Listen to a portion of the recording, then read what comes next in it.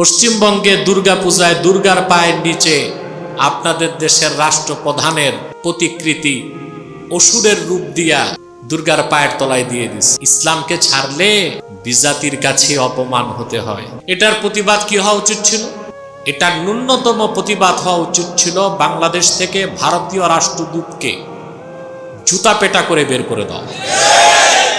রীতিমতো একটা প্রতিযোগিতা শুরু হয়ে গেছে, কে কত বেশি ভারতকে তোষণ করতে পারে আর কে কত বেশি যাইয়া হিন্দুদের দুর্গা ছাড়তে পারে। লাড্ডু প্রসাদও খাচ্ছে। এক প্রতিযোগিতা শুরু হয়ে গেছে হিন্দুদের তোষণ করা,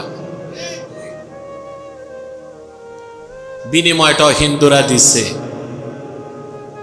পশ্চিমবঙ্গে দুর্গাপূজায় দুর্গার পায়ের নিচে আপনাদের দেশের রাষ্ট্রপ্রধানের প্রতিকৃতি অসুরের রূপ দিয়া দুর্গার পায়ের তলায় দিয়ে দিছে। ইসলামকে ছাড়লে বিজাতির কাছে অপমান হতে হয়। তারপর বিজাতির কাছে মাইরও খাইতে হয়। এটার প্রতিবাদ কি হওয়া উচিত ছিল?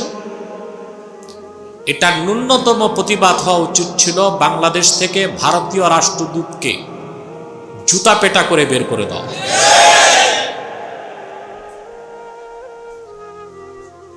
ইসলামের আদর্শ থেকে এত দূরে সরে গেছে আমাদের দেশের নেতাগুলো, এতটা হীনমন্যতায় ভুগছে,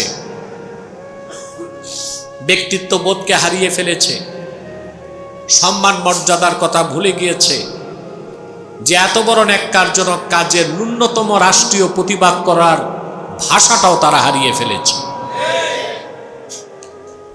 ইসলাম মানুষকে ইজ্জত দেয়, ইসলাম ছেড়ে দিলে বেইজ্জত হতে হয়। এখনো যদি